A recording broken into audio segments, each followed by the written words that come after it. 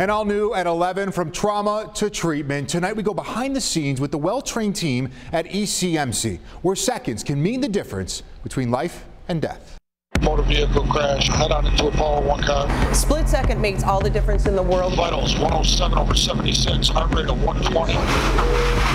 They are the first responders and medical professionals tasked with saving your life. And it has to be second nature. And during a trauma event, every second counts. Today's patient, a 48-year-old male, involved in a head-on collision, rushed to ECMC, the region's Level 1 adult trauma center. The patient wasn't wearing his seatbelt and is complaining of back pain. That patient is also a high-tech mannequin. We're trying to make it as realistic as possible. All of what you see is part of an elaborate simulation held monthly at ECMC. The goal, to test and to train. They're important for our staff. They're important for the EMS providers who bring patients to us to help us work better as a team. Each simulation is different, but is treated like a real call. This exercise begins with a trauma patient being loaded onto a helicopter at Mercy Flight headquarters. And on a trauma patient, it's really all about time. And again, it's about being very efficient, shaving minutes off their treatment time, their transport time, so we can get them to the trauma center. Since 2010, more than 1,500 patients have been transported to ECMC via Mercy Flight. Once on the helipad, first responders rush to the elevator and down into ECMC's emergency department.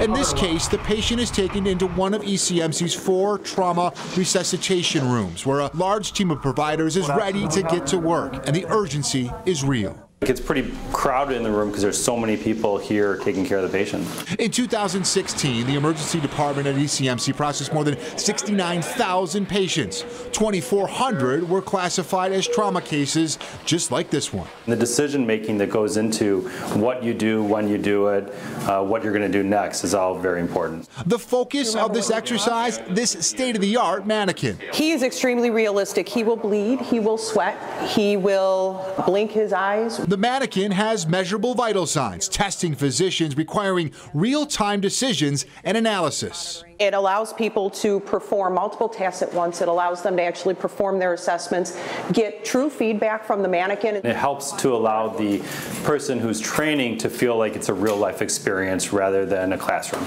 On this day, the simulation goes well. The patient was correctly diagnosed with abdominal bleeding and was quickly given blood to avoid cardiac arrest, with critical feedback given to staff immediately following. The debrief is really important to watch the video, to see how people made decisions, to see what they were doing in real time. This real-life simulation, a valuable exercise for those on the front lines and potential patients just like you and me. Whether it's a car accident or a fall or whatever it may be, for the community to know how much time and effort providers put into being prepared for that moment is really important.